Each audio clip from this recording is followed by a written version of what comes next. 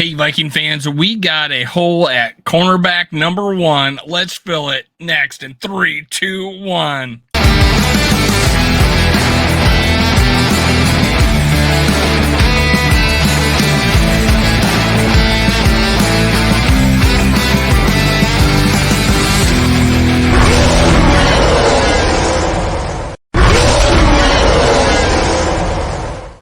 Gather around, Skull brothers and sisters. This is Skull World, brought to you by Minnesota Sports Talk. I'm your host, Dave. You can follow me on Twitter, TikTok, and Facebook at Skull World. Make sure you Hulk smash the like button.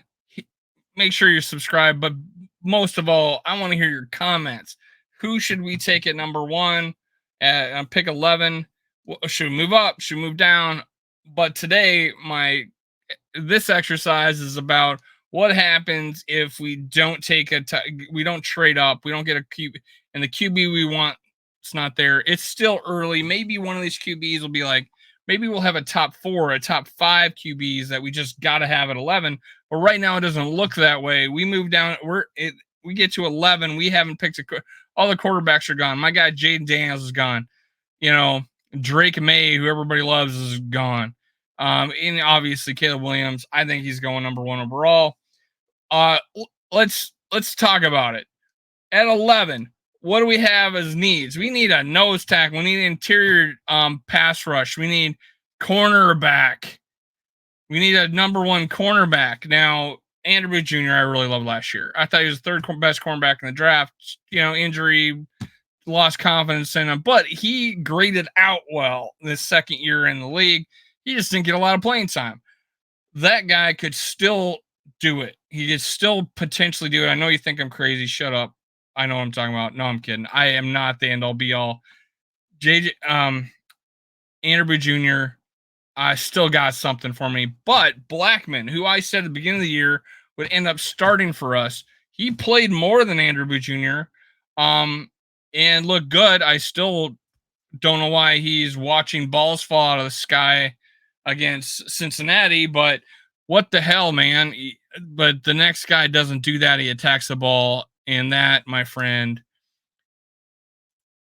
is Nate Wiggins from Clemson. Why not get another Clemson cornerback, go along with Andrew Booth Jr.? But this guy, the length is there. I mean, he's 185 pounds. He's a little bit lanky, but when he gets to the combine, I'll probably get to know what his arm length size is, but he looks long.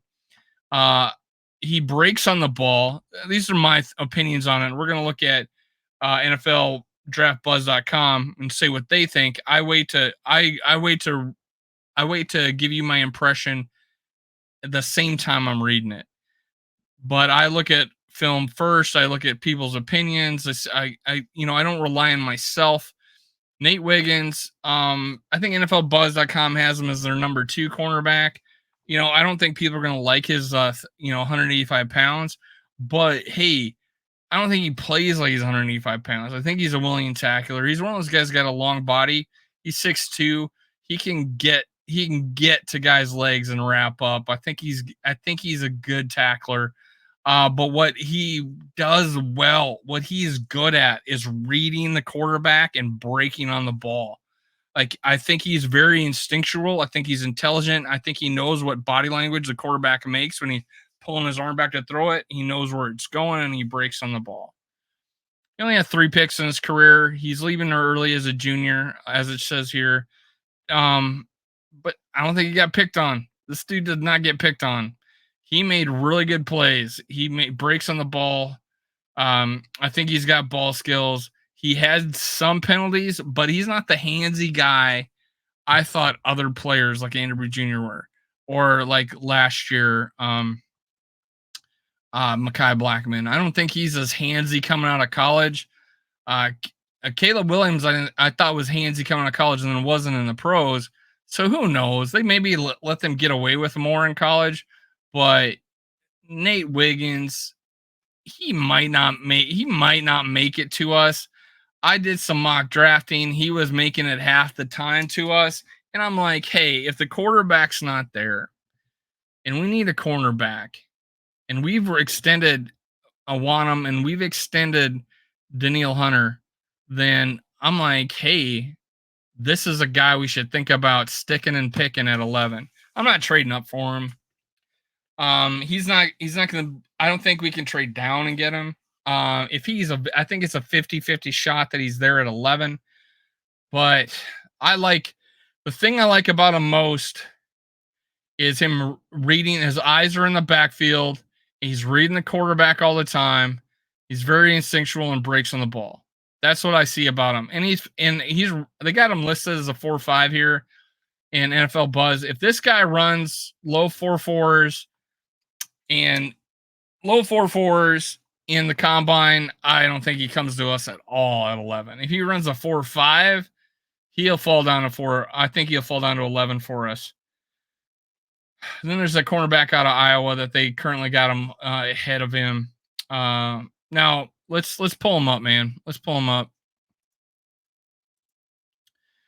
This is Nate Wiggins. He's they got him as a 4.55 40 time. It's not a top 11 pick in the NFL if you're running that. So the combine is going to be big for this dude. If he runs in the low 4.4s or mid 4.4s, I think he goes in the top 10 and doesn't make it to us, but we'll see. We got him as overall rank at 15, position 2. On this, his draft bio for NFL, again, this is NFLDraftBuzz.com. Nate Wiggins is a junior cornerback from Clemson, measures an impressive 6'2" and weighs 185, coming out of Westlake High School, 4-star recruit. Wiggins quickly made his presence felt at Clemson in his freshman year. He played 7 games, recording 2 tackles, pass breakup, with a QB rating with a target of 50.3. That's pretty impressive, actually. 50. His sophomore season saw a substantial uptick in performance with 25 tackles and 9 pass breakups over 12 games. Wiggins' junior year solidified his prowess as a secondary with 23 tackles, 4 pass breakups, 2 interceptions, and allowing a meager 44.4 quarterback rating when targeted. Pretty impressive, man. Here's the decent list of strengths here. Combines height and arm length optimally for outside cornerback role, providing physical edge and coverage. I like lanky corners. We know what Rhodes was like when he was in his prime. This guy's smaller than Rhodes, but hey, he's got the length, he's got the height, he's got the short area quickness, he's got the break on the ball. Maybe he won't have the fake hamstring injuries as much as Rhodes did, but every time he got burned, well, hopefully not. Proficient in both off-man coverage, cover 3 zone, utilizing fluid press bail techniques. Okay, that fits what Brian Flores was doing. There's another aspect of this game. This is that he comes off corner blitzes. He blitzes well, and that's big time going to fit in this scheme. Excels at managing and contesting vertical routes, effectively maintaining position and showcasing competitive aggression at the catch point. Yep. Knock some balls loose, man. Another thing, this guy tracked down a guy, outran a dude, and didn't give up, fought, got down, knocked the ball out before the guy crossed the end zone, and saved a touchdown and ended up being a touchback. This guy has no quit in him. Demonstrates patience and strategic use of eye discipline and footwork in man coverage scenarios. This is what I'm talking about. Looks at the QB, has, like he says, eye discipline. Quick to close space between himself and the receiver, effectively using the sideline as an additional defender in vertical routes. This guy, he closes space, they're saying, and I think that's because of his anticipation and how smart he reads the quarterback. Skilled in reading and reacting to route concepts from distance, enhancing his ability to disrupt paths. Exactly what I was saying, man. That's what I think. I love it when something agrees with me. Displays excellent quickness and agility in his movements with knack for timing and anticipation pass defense. Again, I did not read this. I did not read this before I did this video. This is me reacting first time. It's saying exactly what I'm saying. Capable of leveraging his physical attributes and coverage skills to limit offense options and create challenging throwing lanes for quarterbacks. Weaknesses, very short list. Lacks optimal burst recovery and vertical routes, positional leaving space for separation. I think that's where his 4.5 speed's coming in. I can see that. While proficient in bail techniques, backpedal could be more fluid and less segmented. Didn't see a lot of that, so I can't say. Could show more enthusiasm and commitment in run defense with tackling that is adequate but not exceptional. Yeah, that's a cornerback. Occasionally struggles with quick change of direction, impacting his effectiveness in certain coverage situations. Didn't see it. Would benefit from adding muscle mass to improve physicality, particularly in practice coverage. Everybody could. And a short scouting report summary. So I'm going to read it. Nate Wiggins emerges as a potential top 5 cornerback prospect in 2024 NFL draft, offering a compelling blend of physical attributes, coverage skills, and football IQ. His height and arm length combined with proficiency in various coverage schemes. I love his flexibility. Make him a versatile and competitive option for teams seeking an outside cornerback. That's where he's going to be. He's not inside. While he shows room for improvement and burst in physicality, Wiggins demonstrated growth and performance against top-tier talent, suggests a high ceiling on the NFL level. His skill set aligns with the cover 3 based defense, but also has his tools to adapt and thrive in various schemes. This guy's flexible. He's not one situation. He's not a cover guy, just a cover guy. He's not just a zone guy. This guy has so much flexibility. The number one thing is this guy is able to read the quarterback and break on the ball, take it to the house, and that's what we need. A bona fide CB1. He's not the highest cornerback talent had ever come out. He's not, he is borderline top 10 talent when it comes to draft picks. They got him at 15th in this report.